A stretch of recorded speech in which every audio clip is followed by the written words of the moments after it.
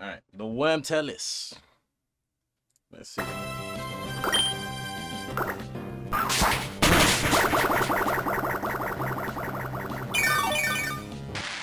The humble worm may be one of the most overlooked characters in the entire game. Though they may seem powerless and pathetic, in reality the worm faction... What's your weirdest experience with a worm, guys? I remember when I was a kid and I found out that worms could do this thing where you cut it in half and then it like turns into two worms. I was like, what is that? has access to some of the rarest, most I've never seen any worm like this in real life. Especially with this shit. This is some Resident Evil shit. I have never seen this. Powerless and pathetic, in reality the worm faction has access to some of the rarest, most extraordinary special abilities in the game, and can be a nightmare to play against. But which worm builds are dominating the meta, and which are just... What's the strongest worm? I've never thought of a worm and thought strong, like OP. Just bait. Find out in the worm tier list. But before we dive into the rankings, what even is a worm? Even though they're the most numerous creatures in the game, technically there's no such thing as a single, all-encompassing worm faction. Worm builds are actually part of several different, distantly related factions, but there are many similarities they share. All worms have long, tube-shaped character models with minimal or non-existent appendages, enabling... Does a caterpillar count as a worm? If we're like counting all these things I'm looking at right now, like that thing in the top right looks like, I don't know, some intergalactic shit. Enabling them to weave in and out of tight spaces easily. Simple as it may be, this has proven to be one of the most reliable body plans in the history of the game, as worms have been in the game since pretty much patch 1.0. As far as base stats go... Now, how do you know that's a worm and not just like some indentation in the rock, you know? As worms have been in the game since pretty much patch 1.0. As far as base stats go, worms are not particularly stacked. Now, credit where it's due, because of their excellent regenerative perks and uniquely advanced burrowing abilities, they do... Oh yeah, I see the stats. So, what, intellect? Really low. Power? Oh, definitely low. Defense? I'm surprised they even have points in defense. Mobility? Yeah. HP? Yeah, after the story I just said. Makes sense. Like, stealth. I mean, yeah, definitely. You ain't gonna hear a worm coming, are you? Pause. And what, perception? Yeah, I don't know. Score pretty high in both vitality and stealth. And there are exceptions that score that thing is ugly. High in other stats as well. But in general, they have below average base stats in almost every skill. With simple brains, no weapons, no armor, and no legs, the average worm is pretty lacking in their intelligence, power, defense, and mobility stats. The exceptions are where it gets interesting though. So without further ado, let's dig into the tier list. First in F tier, the Ice Worm. This build takes the burrowing capabilities of the worm in an unconventional direction, and opts to dig through glaciers rather than solid earth. This is a pretty unique gimmick as it grants them completely uncontested access to glacial algae as a food source. But unfortunately, it seems like unlocking the ability to burrow through ice must have cost all their evolution. How do you burrow through ice? What? Like, I'm looking at this right now, it's making no sense to me. Points, because the ice worm has some pretty glaring flaws in its strategy. To burrow through ice, you either need to be like chipping away from the ice or like distributing heat, you know? First, the ice worm's stealth stat is abysmal. That is a disgusting sight. Jet black appearance offers zero camouflage against the icy white imagine you wake up and see that on your pillow. What are you doing?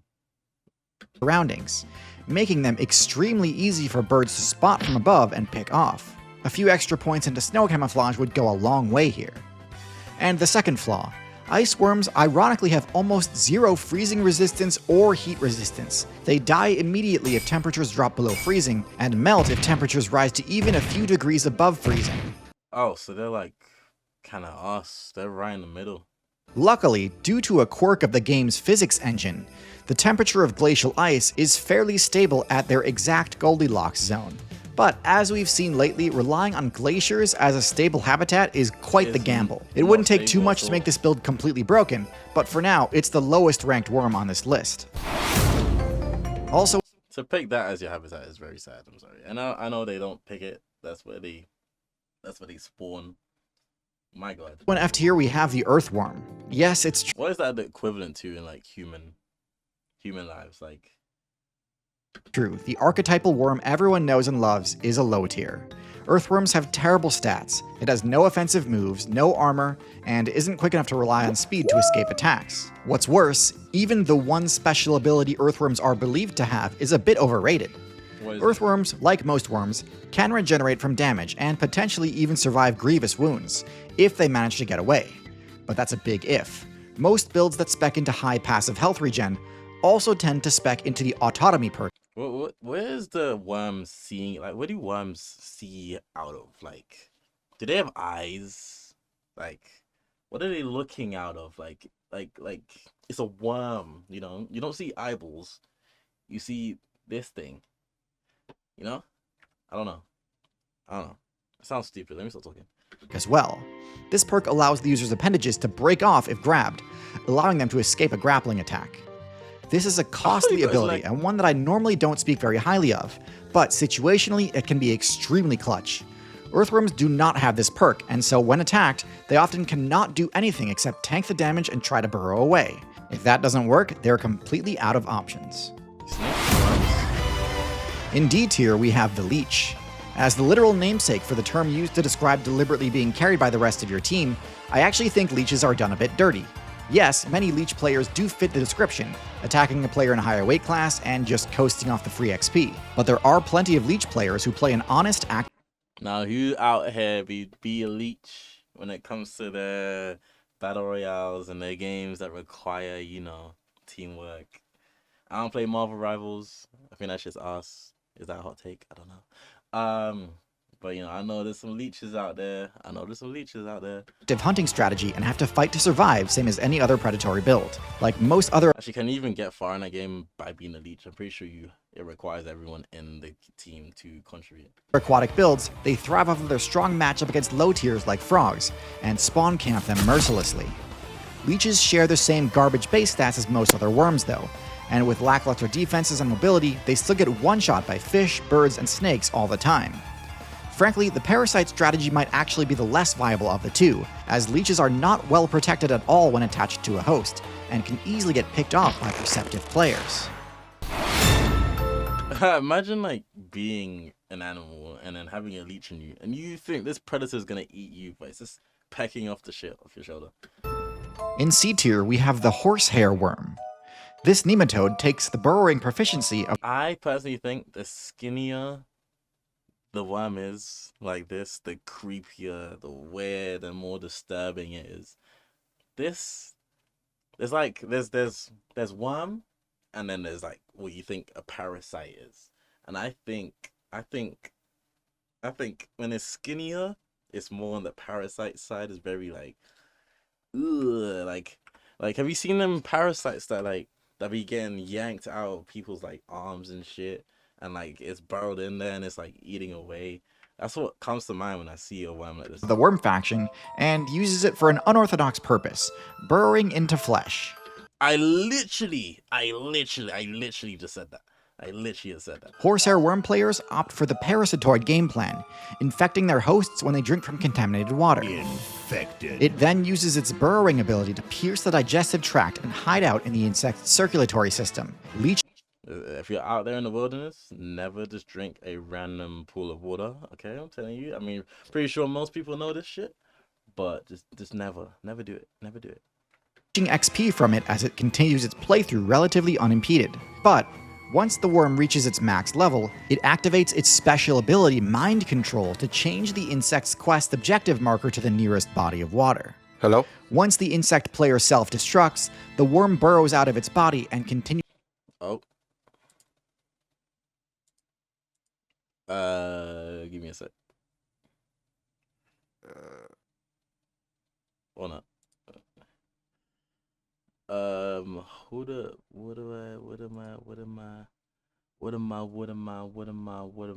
I dead? What am I doing? There we go. With the rest of its playthrough.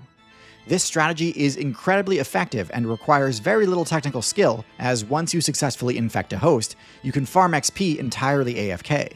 Mind Control is one of the most powerful abilities in the game, and it's shocking the devs gave it to a random worm build. Still, as with any parasitoid playstyle, the main downside is that your survival is tied to that of your host, so if you pick a scrub, you might get one-shot when they accidentally wander too close to a spider's den. And this Okay, so there's some strats to this. You know, if you're gonna be a parasite, you gotta latch onto a strong enough host that ain't gonna get bodied with you. This isn't just a hypothetical. In fact, in some servers, the fish player base is literally reliant on janitoring the self-destructing players. Still, at least by being an internal parasite, they don't run the risk of being picked off like the leech does.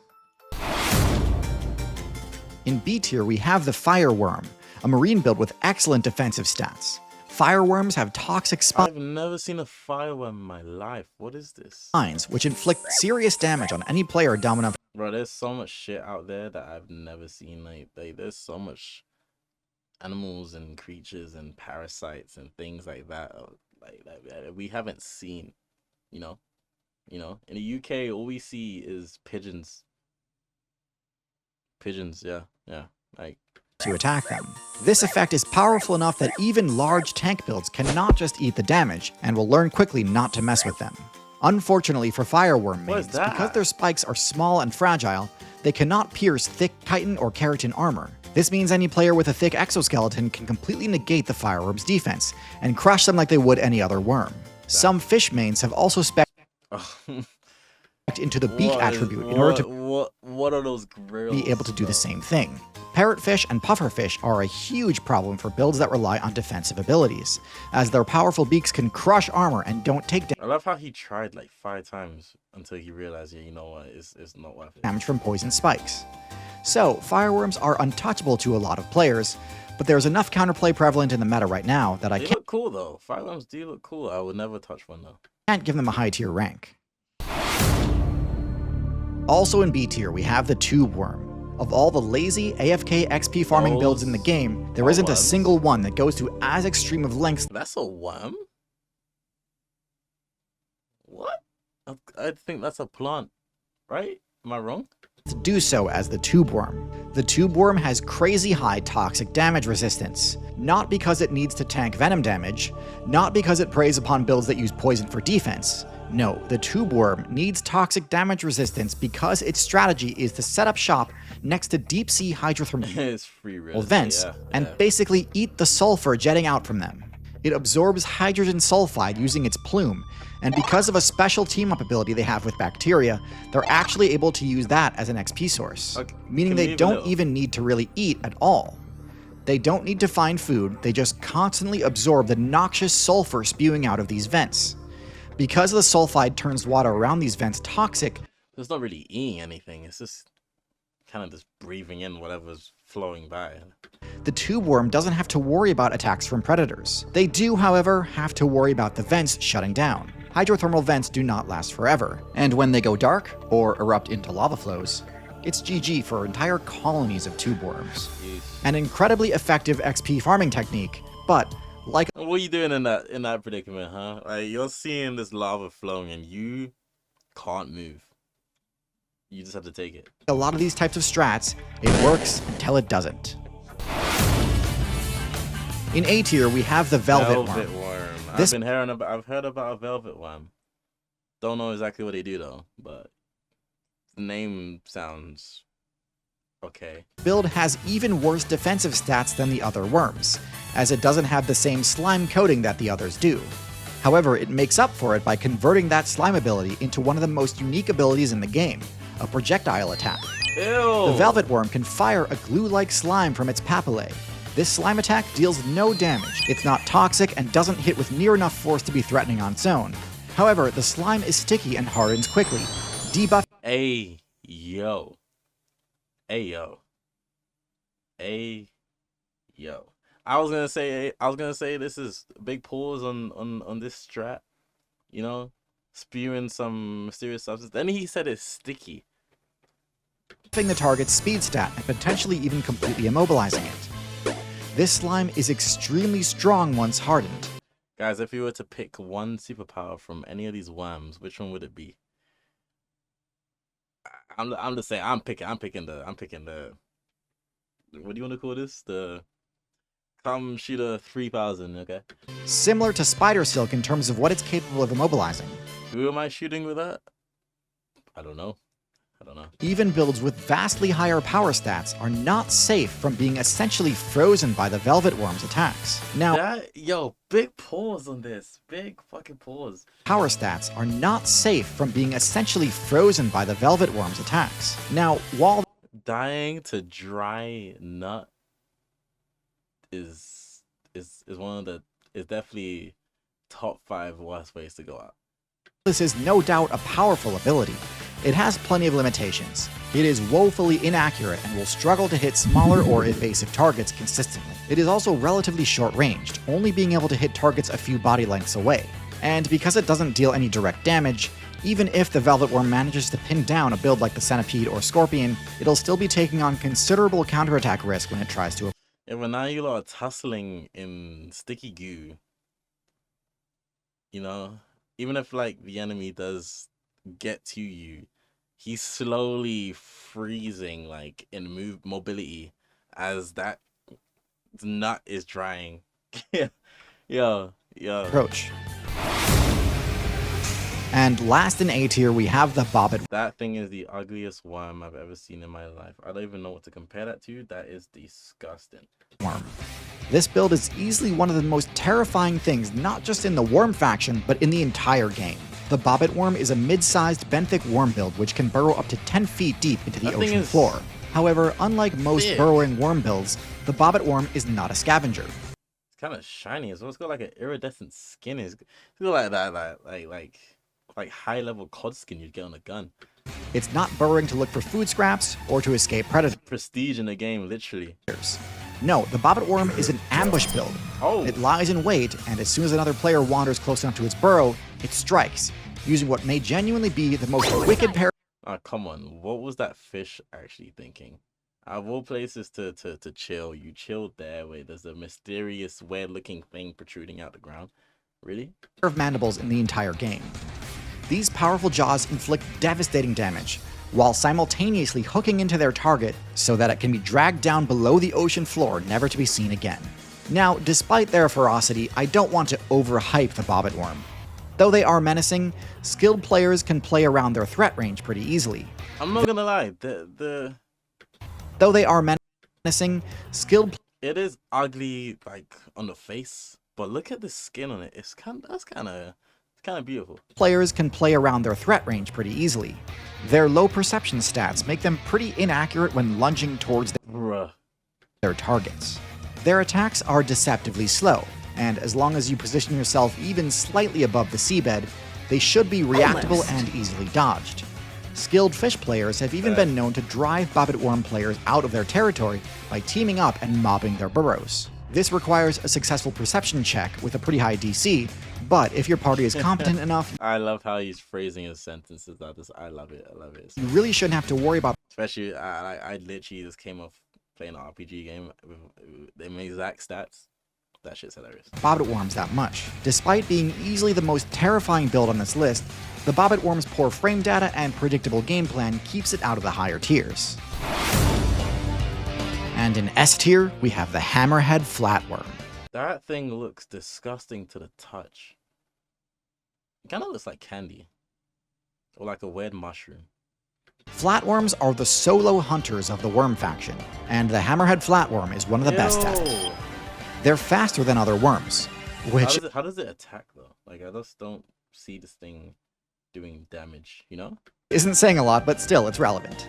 They possess a devastatingly powerful neurotoxic slime, the same toxin found in pufferfish and blue-ringed octopus, which they employ both offensively and defensively.